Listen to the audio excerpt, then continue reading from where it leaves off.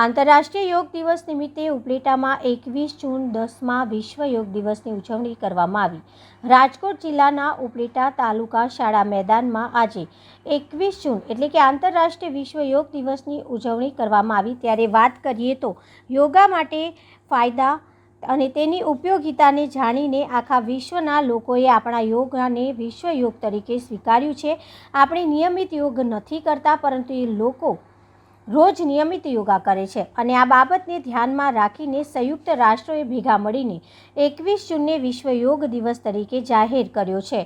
વિશ્વ યોગ દિવસ નિમિત્તે આખા વિશ્વમાં બધી જ જગ્યાએ લોકો પોતાનો કિંમતી સમય થોડીવાર માટે યોગા માટે કાઢે છે અને શાળામાં, કોલેજમાં, ઓફિસોમાં બધે જ યોગા દિવસ ઉજવવામાં આવે છે। ત્યારે ઉપલેટામાં પણ તાલુકા શાળાએ સાંસદ શ્રી પરસોત્તમ રૂપાલા સહિત મુખ્ય આગેવાનો, ધારાસભ્ય, પોલીસ સ્ટાફ, મામલતદાર સહિતનાઓએ અલગ અલગ યોગા કરી યોગ દિવસની ભવ્ય ઉજવણી કરી હતી। રાષ્ટ્રીય યોગ દિવસની સૌને ખૂબ ખૂબ શુભકામનાઓ। ભારતની અતિ પ્રાચીન વિદ્યાને વિશ્વની માનવ જાત માટે ઉપલબ્ધ કરાવવા માટેનો પુરુષાર્થ આપણા પ્રધાનમંત્રીશ્રીનો લેખે લાગ્યો છે। સમગ્ર વિશ્વ યોગ સાથે જોડાઈ રહ્યું છે। ગુજરાત સરકારે યોગ બોર્ડની રચના કરીને યોગને વધુ લોકો સુધી પહોંચાડવા માટેનો પ્રશંસનીય પ્રયાસ કર્યો છે।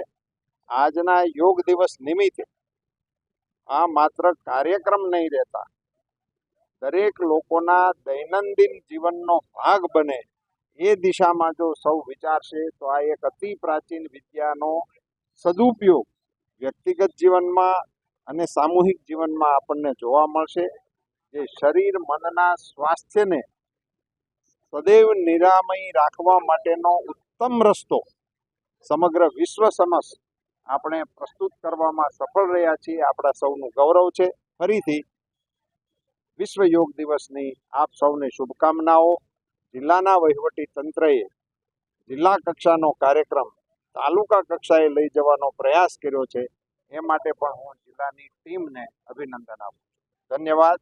ઉપલેટાના નગરજનોએ, શાળાના વિદ્યાર્થી ભાઈ બહેનો અને શિક્ષકોએ, ગણમાન્ય લોકોએ ઉત્સાહપૂર્વક આ કાર્યક્રમમાં ભાગ લીધો છે, એની પણ સાદર નોંધ લઈ એમને અભિનંદન આપવાનું મન થાય।